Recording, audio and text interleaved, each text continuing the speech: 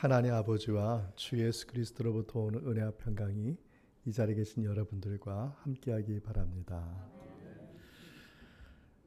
긴 장마로 인하여서 수재민들이 계속 늘어나고 있습니다.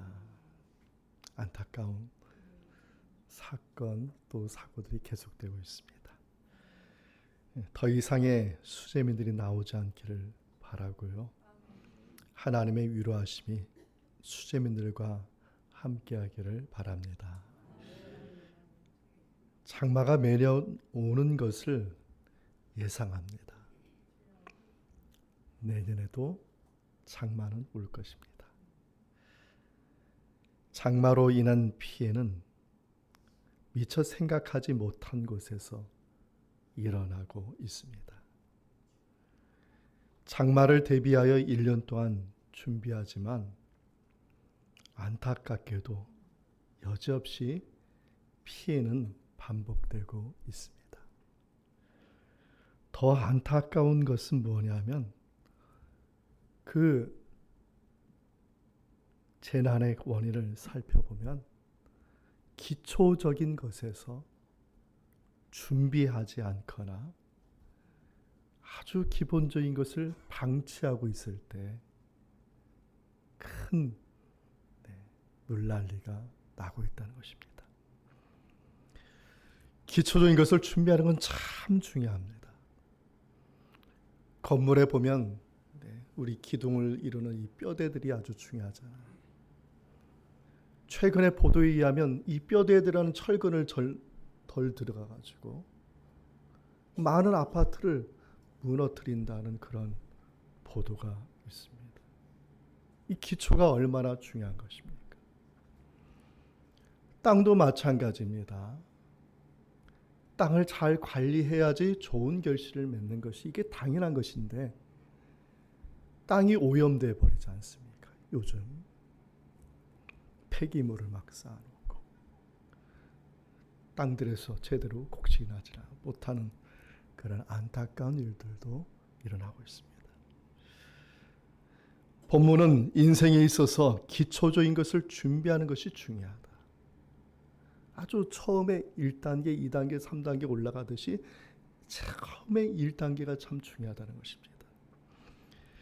이 처음에 이 근본적인 것을 잘 준비할 때 본문에 보면은 좋은 결과를 거두게 될 것이라는 말씀입니다. 본문을 통해서 그러면 인생에 있어서 또 특별히 신앙생활에 있어서 무엇을 준비하는 것이 중요한 것인지, 무엇이 기본인지, 또 무엇을 거두게 되는지, 하나님은 어떤 일을 하시는지 이 본문을 통해서 살펴보고자 합니다. 첫째로 신앙생활의 기본 중의 기본, 기초 중의 기초는 말씀의 뿌리를 깊이 내리는 것입니다. 예수 믿고 나서 신앙의 기본이 뭐냐면 말씀의 뿌리를 내리는 거예요. 본문의 20절에서 21절의 말씀을 함께 읽겠습니다. 돌밭에 뿌려졌다는 것은 말씀을 듣고 즉시 기쁨으로 받되 그 속에 뿌리가 없어 잠시 견디다가 말씀으로 말미암아 환난이라 박해가 일어날 때 곧 넘어지는 자요. 오늘 20절과 21절의 말씀은 앞에 나와 있는 1절에서부터 시작되는 겁니다. 오늘 네 가지 비유의 땅에 떨어진 씨앗의 비유의 말씀은 1절부터 시작하는데 1절의 시작에 강조하는 말씀이 뭐냐면 그날이었다. 그날에 무엇을 하셨느냐? 예수님께서 어느 집에서 제자들과 사람들을 말씀으로 가르치고 있었다는 것입니다. 근데 그 집은 어떤 집이냐 하면은 추측건데 갈릴리 가버나움에 있는 베드로의 집으로 생각되고 있습니다. 근데 그 날 예수님께서 그 집 안에서 말씀을 가르칠 때 그 집 밖에, 그날에 그 집 밖에는 어떤 일이 있었느냐? 그게 12장의 말씀입니다. 예수님의 가족들이 그 집 밖에서 예수님을 찾고 있었던 것입니다. 왜냐하면 바리새인들 아시죠? 그 당시 말씀을 가르치고 지도하는 사람들이죠. 이 바리새인들이 예수님에 대해서 헛소문을 만들어서 퍼뜨리고 있었어요. 예수님께서 기적을 왜 베푸느냐? 예수님 무슨 능력이 있느냐? 아하, 귀신 들렸다. 그 당시 귀신이라고 얘기하면 바알세불이라고 하는데, 세불이라는 것은 파리, 바알은 우상의 신 이름, 파리의 신의 힘을 얻어가지고 예수가 기적을 베풀고 있는 것이다. 한마디로 귀신 들렸다고 헛소문하고 있는 거예요. 이 소문이 갈릴리에 쫙 퍼져서 예수님의 가족들에게까지 귀가 들렸네요. 그래서 예수님의 가족인 마리아와 그 형제들이 찾아와서 지금 그날 집 밖에서 예수님을 찾고 있었다는 것이죠. 예수님이 미쳤다는 소리를 들었으니 예수님을 지금 어떻게 하든지 데려가려고 지금 기다리고 있었던 것입니다. 사람들이 헛소문에 마음이 다 뺏겨버린 거예요. 그때가 언제냐? 그날이었다. 바로 그날 헛소문에 마음이 뺏긴 사람들이 다 그 집 밖에서 기다리고 있는 것이죠. 그 사람들을 데리고 베드로의 집 앞에 있는 갈릴리 호수에 나가서 사람들을 해변가에 세워놓고 말씀을 가르친 것이 오늘 본문 4가지 땅에 떨어진 씨앗의 비유인 것입니다. 이 정도 되셨으면 여러분들이 왜 예수님께서 4가지 땅에 떨어진 씨앗의 비유를 말씀하신 이유를 아시겠죠? 목적을 아시겠죠? 첫 번째 비유가 길가에 떨어진 씨앗입니다. 길가는 사람들이 걸어 다녀서 땅이 딱딱하게 굳은 땅입니다. 씨앗이 떨어져도 뿌리를 내릴 수가 없어요. 그리고 쉽게 새들의 눈에 띄어서 새들의 먹잇감이 된다. 이것을 예수님은 뭐라고 해석했냐면 19절에 보면 천국 말씀을 듣고 깨달지 못한 자들이다. 그래서 악한 자들이 와서 그 마음에 뿌려진 것을 빼앗아 갔느니라. 말씀을 듣고 깨닫지 못한 자가 누구를 말합니까?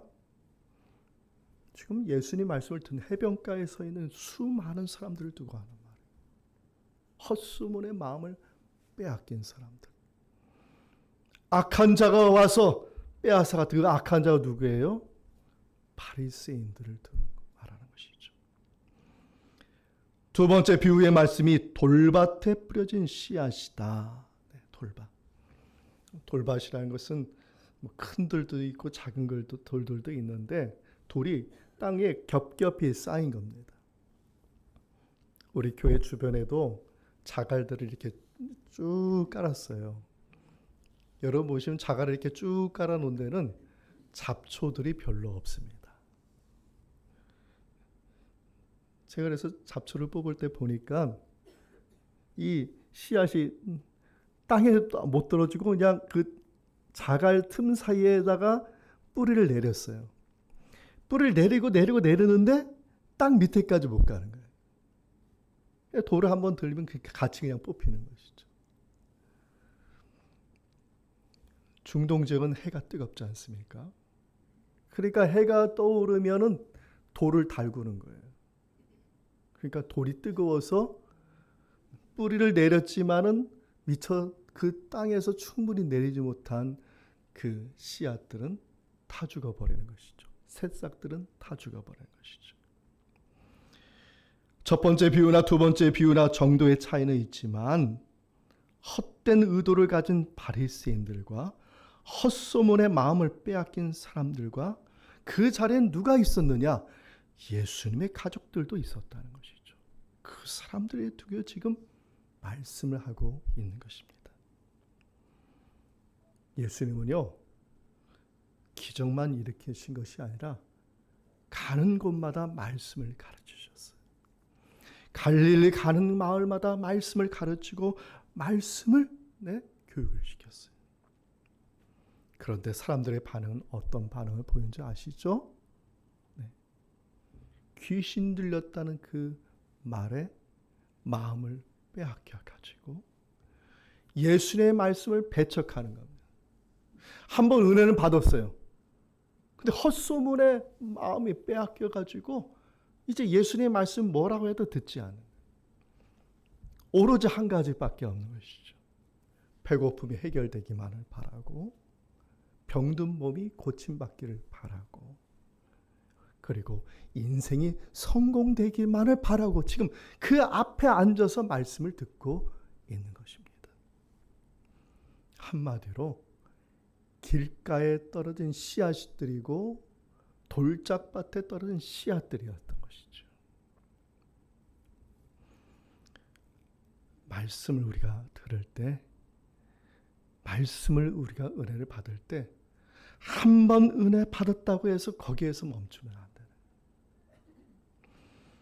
한 번 말씀을 읽고 말씀을 듣고 말씀의 은혜를 받아도 거기에서 멈추면 결국 그 사람은 어떤 삶이냐? 길가에 뿌려진 씨앗이요 돌짝밭에 떨어진 씨앗과 같은 것이 될 수 있습니다. 예를 들어서 여러분 구구단 잘 아시죠?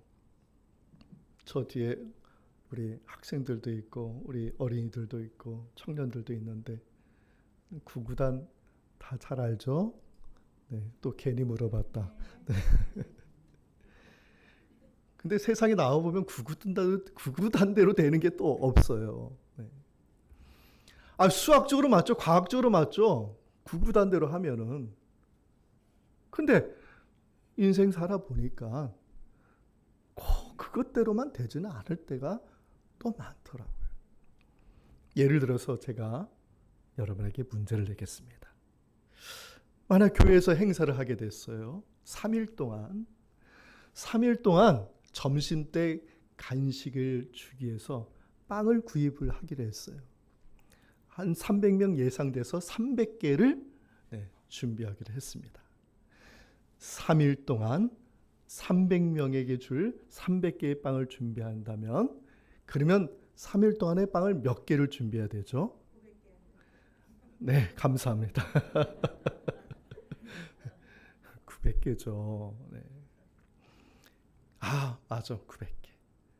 그래서 행사를 준비하면서 빵 900개를 준비했습니다. 어떤 일이 벌어질까요? 난리가 나죠. 300명만 오나요? 만약에 310명이 왔어요. 그럼 310명에 필요한 빵은 몇 개가 더 추가가 돼야 되죠? 너는 왜 빵을 2개 가져갔느니, 빵을 또 하나만 가져가는 사람이 없어. 2개를 가져가는 사람이 있고, 또 어떤 사람은 빵을 나는 안 받았다고. 빵을 다 교회에서 구입을 해서 다 주는 건데도 불구하고 교회가 왜 이러냐는 둥, 교회가 은혜가 없다는 둥, 교회가 사랑이 없다는 둥. 결국은 교회가 더 심란해져요. 그럼 빵을 몇 개를 준비해야 되죠? 넉넉하게 준비해야죠. 넉넉하게. 남더라도. 한 번 말씀 은혜 받으면 그렇게 되는 거예요. 그거 가지고 이것하고 저것하고 다 재단해. 이게 아니거든요. 말씀의 은혜를 받았다면 그 말씀이 이렇게 은혜를 주면 또 말씀을 또 봐야죠. 말씀을 읽어보고 말씀에 은혜 받고 그러면서 내 믿음이 점점 그 말씀이 뿌리를 내리는 것과 비례하게 내 믿음도 같이 깊어지는 것입니다. 이 자리에 계신 여러분, 말씀의 뿌리를 깊이 내리는 신앙이 되기를 바랍니다. 우리 젊은이들은 정말 이게 중요합니다. 헛된 것에, 헛된 말에 마음 뺏길 거 없어요. 진리는 바로 앞에 있거든요. 하나님의 말씀인 줄 믿습니다. 그 말씀을 읽고 그 말씀을 암송하고 그러면서 그 말씀이 내 마음에 뿌리를 내릴 때 거기에 좋은 열매가 맺게 되는 것이죠. 둘째로, 말씀의 뿌리를 내릴 때 목적이 분명해야 돼요. 목적이. 말씀을 읽고 있는데요, 목적이 없는 사람이 있어요. 하나님이 원하시는 목적이 무엇인지를 분명히 알고 말씀을 읽으면서 뿌리를 내려야 된다는 겁니다. 본문의 22절의 말씀 우리 함께 읽겠습니다. 가시떨기에 뿌려졌다는 것은 말씀을 들으나 세상의 염려와 재물의 유혹에 말씀이 막혀 결실하지 못하는 자요. 우리 젊은이들이나 어린이들은 이렇게 생각할 겁니다. 왜 씨앗을 밭에만 뿌리면 되지? 왜 길가에도 떨어지고, 왜 돌짝밭에 떨어지고, 왜 가시덤불에 있는 데 떨어지느냐 하는 것이죠. 왜 그러냐면 지금 2000년 전 얘기입니다. 2000년 전의 농사법은 어떠냐면 유대인들의 농사법, 이스라엘의 농사법은 씨앗을 한 좀 쥐고 공중에다 이렇게 훅 뿌리는 그런 농사법이었습니다. 그러니까 이 씨앗을 훅 뿌릴 때 살포한다고 하죠. 살포할 때 바람이 날려서 씨앗이 돌짝밭에서도 가고 가시덤불에도 떨어지는 거예요. 그리고 옥토에도 떨어지는 겁니다. 오늘 본문에 가시떨기에 떨어졌어요. 씨앗이. 근데 그 가시떨기에 떨어진 씨앗은 어떻게 되냐면 이 가시떨기가 나물 자랄 수 있는 땅이에요. 그러니까 그 땅은 나쁘지 않는 땅이죠. 그러니까 그 씨앗이 떨어져서 뿌리를 내리고 싹을 틔고 가지를 뻗는데 이 가지를 뻗어야지 열매가 맺고 꽃이 피고 열매를 맺는데 이걸 못하는 거예요. 왜냐하면 가시떨기가 이렇게 가지로 막고 있기 때문에. 가시떨기 나무가 어떻게 생겼는지 상상이 안 가가지고 한번 저도 인터넷을 찾아봤어요. 그 이스라엘에 나온 가시떨기를 보니까는 이렇게 자란 게 아니라 가지를 이렇게 땅으로. 그러니까 마치 치마를 이렇게 두른 것 같이 가지를 그냥 빼곡하게 다 가시 남은 가지를 이렇게 내리고 있는 거예요. 그러니까 이 안에는 뭐가 들어갈 수 없어요. 햇빛이 못 들어가. 그러니까 그 안에서 뿌리도 내리고 싹을 피웠지만 그 가지를 뻗을 수가 없어서 결국은 그 씨앗은 죽게 된다. 이런 말씀이에요. 근데 예수님은 이것을 어떻게 해석했냐면은 말씀이 막혀서 결실하지 못했다. 이 특별한 말씀을 썼어요. 말씀이 막힌다. 여러분 또 한번 질문 드리겠습니다. 수도관이 이렇게 있는데 중간이 녹이 슬어서 막혔어요. 그럼 수도가 나올까요? 안 나올까요? 네. 제가 항상 어려운 질문들이죠. 물이 들어야지 나가는데 여기가 녹슬어서 막혔어요. 그러면 당연히 안 나오죠. 이런 막혔다는 뜻이에요. 근데 이런 막혔다는 뜻이 아니고 여기에 본문에서 막혔다는 뭐냐면 이 호흡 기관이 막혔다는 거예요. 폐에서 숨을 쉬면은 그래야지 호흡을 해야지 머리에 에너지가 가가지고 이게 산소가 가고 공기가 가야지 이게 살아야 되니 이게 막힌다는 거예요. 그래서 본문은 원어는 뭐라 되냐면 말씀을 질식시켰다 이렇게 돼요. 여러분, 호흡이 끊기면 사람 어떻게 됩니까? 죽습니다. 지금 이런 말입니다. 지금 신앙적으로 말씀하시는 거예요. 영혼이 죽는다는 겁니다. 다시 말해서 영혼이 죽는다는 건 뭐냐면 하나님과의 관계가 끊어졌다는 겁니다. 성경 말씀을 공부하고 성경 말씀을 읽고 성경 말씀을 묵상할 때 우리가 목적을 두어야 되는 그 목적이 뭐냐 하면은 이 성경 말씀을 읽고 부귀영화를 누리고 이 성경 말씀을 읽고 지식이 쌓여지고 이 성경 말씀을 읽고 세상에 선구하는 이게 목적이 아니라 성경 말씀을 읽으면 읽을수록 주님과 더 가까워지고 친밀한 관계를 이 은혜를 받는 것이 이 성경 말씀이 있는 목적이라는 거예요. 그 사람들이 어떤 목적을 읽어요? 부귀영화, 염려, 근심 해결할 거. 그게 막혀서 죽는다. 성경 말씀을 읽고 계십니까? 그럼 성경 말씀 읽을 때 여러분 하나님과의 친밀한 관계를 느끼셔야 돼요. 근데 말씀을 읽고 말씀을 듣고 말씀 묵상하는데도 주님과의 친밀한 관계를 느끼지 못하고 있다면 이건 신앙생활의 빨간불이에요. 지금 뭔가 큰 문제가 있는 거예요. 그럼 말씀을 들어도 문제가 의미가 없는 거고 말씀을 봐도 문제가 의미가 없는 거고 묵상해도 의미가 없는 거예요. 여러분 컨베이어 시스템 잘 알잖아요. 이렇게 띠가 돌려가지고 자동적으로 돌아가게 돼 있어요. 마차 예를 들면 자동차를 컨베이어 시스템에 예를 든다면 여기는 바퀴를 달고 여기는 엔진을 달고 여기는 뭐 운전대를 달고 여기는 이런 식으로 해서 차치를 하고 그다음에 바퀴를 달고 이렇게 해가지고 맨 마지막에 자동차 한 대가 나오게 되는 거예요. 근데 중간에 부품을 잘못 끼웠어요.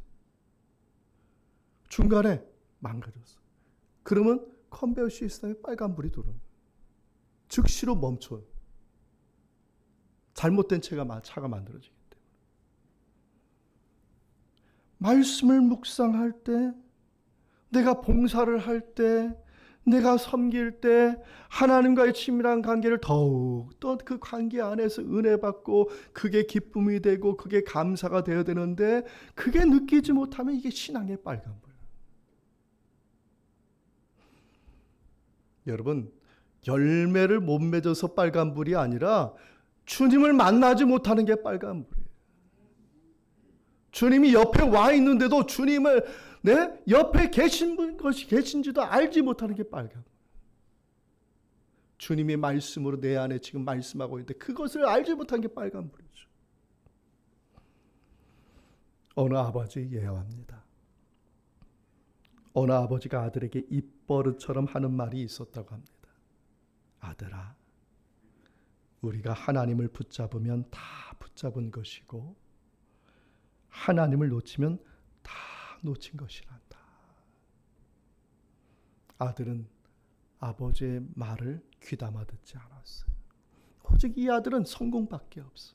어떻게 잘 먹고 어떻게 잘 살고 어떻게 인생에 성공할까. 그래서 성공도 했어요. 결혼도 했어요. 자녀도 낳았어요. 자녀들이 잘 자라가지고 명문대학에 들어갔어요. 또 사회에 나가서 출세도 했어요. 나중에 이 아들이 아버지가 돼서 병원에 갔어요. 병원에서 정밀 검사를 받아보니까 심각한 상황이 된 거예요. 이제 얼마 남지 않은 겁니다. 그때서야 옛날에 아버지가 하신 말씀이 기억난 거예요. 하나님을 붙잡으면 다 붙잡은 것이고 하나님을 놓치면 다 놓친 거예요. 그때서 깨달은. 그래서 출세한 자식들에게 전화했어요. 얘들아, 우리가 하나님을 붙잡으면 다 붙잡은 것이고 하나님을 놓치면 다 놓친 것이란다. 이 말을 했더니 자녀들이 아무 소리 안 하고 전화를 끊더라는 겁니다. 성도 여러분, 말씀을 통하여 하나님을 더 잘 알아가는 은혜가 있기를 바랍니다. 친밀해져. 말씀 읽을수록.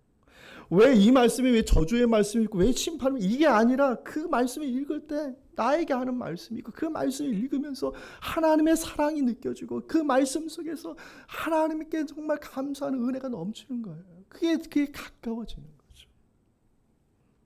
봉사를 하는데 무엇 때문에 봉사합니까? 무엇을 위해서 봉사하십니까? 봉사를 하고 섬김을 할 때 하나님과 더 가까워지는 은혜를 느끼는 거예요. 그래서 봉사를 계속하게 되는 거고, 그래서 섬김을 계속할 수 있는 겁니다.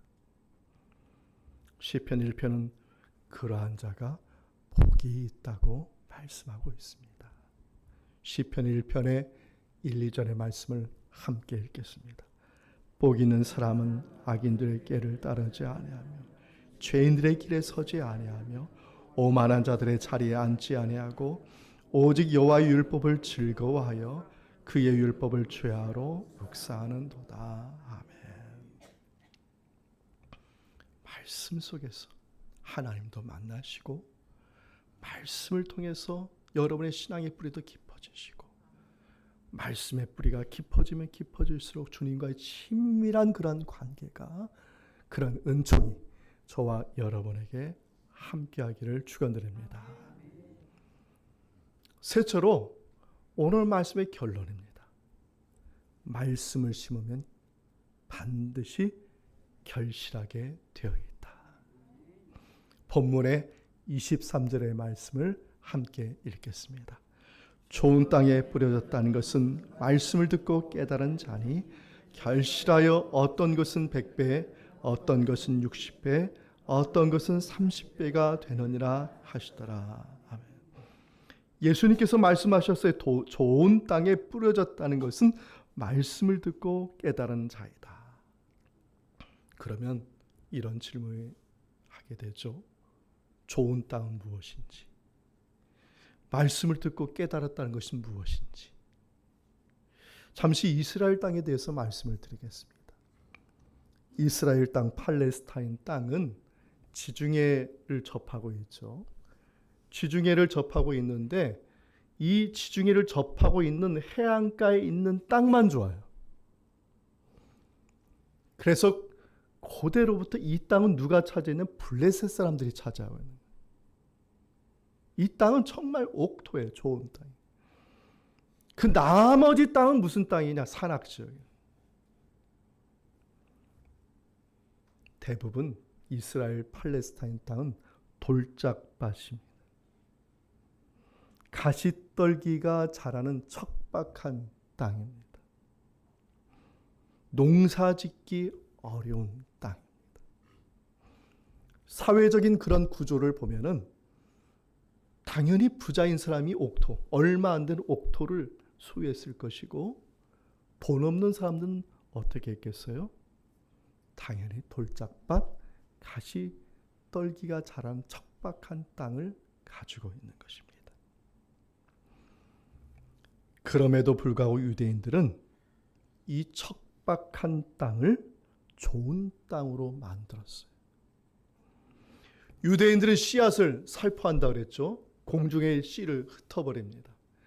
네, 이 씨가 길가에도 떨어지고 돌짝밭에도 떨어지고 가시떨기에 떨어지고 얼마 안 되는 옥토에도 떨어지는 것이죠. 그리고 나서 농사법이 뭐냐면 소에다 멍에를 씌우고 뒤에서 쟁기를 잡고 그 땅 모두를 갈아엎어버리는 겁니다. 그게 유대인들의 농사법이에요. 돌짝밭의 돌을 캐내 가시떨기의 뿌리를 뽑아버리는, 길가의 그 딱딱한 땅을 쟁기로 다 엎어버리는, 그래서 그 척박한 땅을 좋은 땅으로 만드는 것. 오늘 본문에서 사람의 마음이 이 밭과 같이 비유를 하였어요. 그럼 사람의 마음의 밭은 어떠할까? 성경이 로마서 1장 28절에 보면 이렇게 되어 있어요. 죄를 범한 사람의 마음은 하나님 두기를 싫어한다. 사람의 마음의 밭에 이 마음의 밭은 사람을 두기를, 하나님을 두기를 싫어하기 때문에 그 마음의 밭, 하나님이 없는 그 마음의 밭에 돌짝이 그냥 꽉꽉꽉 심겨져 있어요. 가시떨기가 꽉꽉꽉. 그래서 아무 싹이 안 나는 거, 열매를 맺을 수 없어요. 그러면 그 마음의 밭에 박혀 있는 그 돌짝이 뭐냐? 그 가시떨기가 뭐냐? 로마서 1장 29절에서 31절에 말입니다. 불의, 추악, 탐욕, 악의, 시기, 살인, 분쟁, 사기, 악독, 비방, 능욕, 교만, 자랑, 악을 도모하고 부모를 거역하고 우매하고 배약하고 무정하고 무지합의한 이 돌짝들이 다 꽉꽉꽉 막혀 있다는 것이죠. 이게 우리 사람의 마음의 밭의 모습입니다.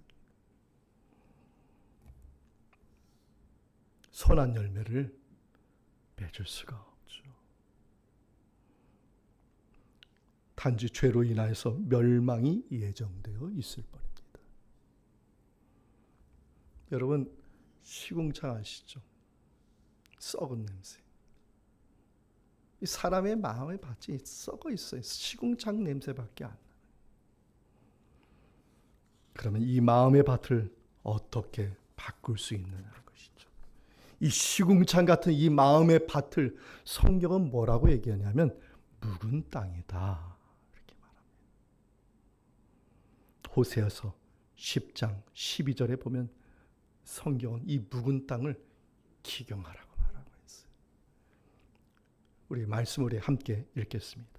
너희 묵은 땅을 기경하라. 지금이 곧 여호와를 찾을 때니 마침내 여호와께서 오사 공의를 빛처럼 너희에게 내리시리라. 아멘. 너희라고 했어요. 너희. 저예요, 저.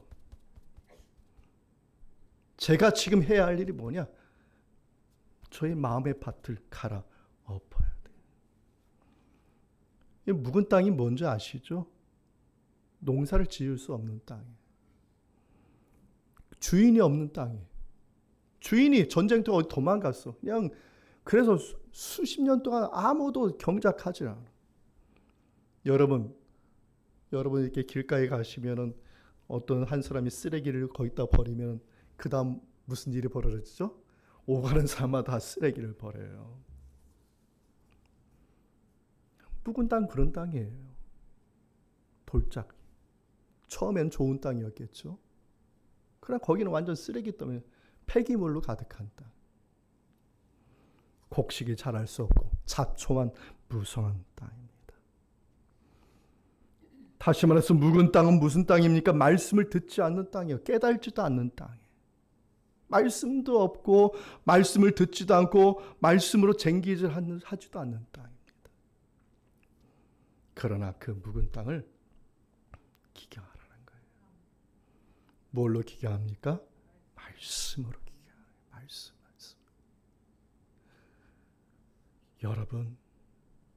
여러분의 마음의 상태를 보셔야 돼요. 우리 인간은 하나님의 말씀, 이 말씀으로 우리의 이 묵은 땅을 기경해내야지. 그래야지 그 땅이 옥토가 될 수 있다는 것입니다. 기경하면 어떤 일이 벌어나죠? 그게 본문 23절의 말씀을 듣고 깨닫는 자라는 거예요. 깨닫는 것은 내가 이런 뜻이구가 아니라 그 말씀으로 내 마음속에 있는 박혀있는 돌짝밭들 가시 떨게 그 쓴뿌리들의 마음들을 드러내버리는 거예요. 기경해야 돼. 그럴 때 오늘 보면 23절에 말합니다. 어떤 것은 100배, 어떤 것은 60배, 어떤 것은 30배가 되느니라. 아멘. 사랑하는 성도 여러분, 여러분의 마음의 밭을 말씀으로 기경하기를 바랍니다. 우리의 마음의 밭에 돌짝밭을 갈아엎고 가시떨기를 갈아엎고 딱딱하게 굳은 마음을 갈아엎어서 결실 맺게 하는 방법, 하나님의 말씀으로 다시 돌아가는 저와 여러분의 신앙이 되기를 바랍니다.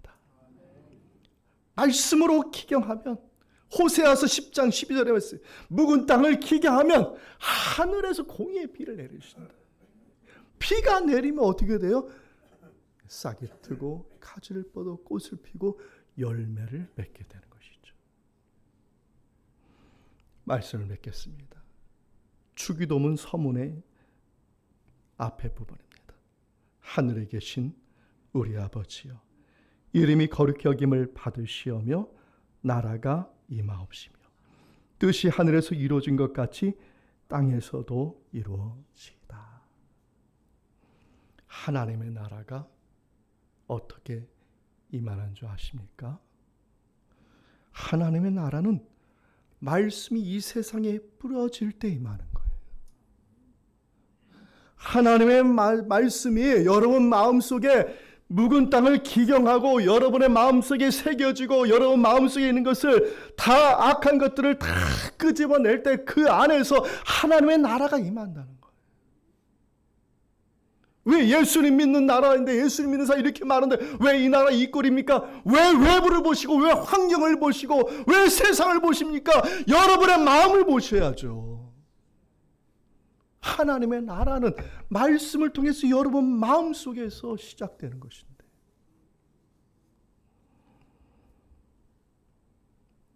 말씀이 그 안에 들어가서 죄로 인하여 딱딱해진 마음을 갈아엎어야 돼. 죄의 덩어리 돌짝밭을 갈아엎어야 돼. 마음의 쓴뿌리들을 덮여있는 가시떨기를 갈아엎어야지 하나님의 나라가 임하는 것입니다. 마침내 그 안에서 주여, 주님, 예수님, 예수님의 이름을 부르는 자는 구원의 열매를 맺게 되는 것이에요. 할렐루야. 100배 숫자가 중요한 게 아니에요. 60배, 30배가 이것은 하나님의 나라의 열매인데, 하나님의 나라의 열매는 이 세상의 열매와 다른 것이죠. 그게 뭐냐? 구원의 열매. 사랑하는 성도 여러분, 우리부터 이런 열매를 맺는 좋은 밭이 되기를 바랍니다. 하나님의 나라가 임하는 좋은 밭이 되기를 바랍니다. 하나님의 나라의 결실은 반드시 좋은 밭에서 열매 맺게 되어 있습니다.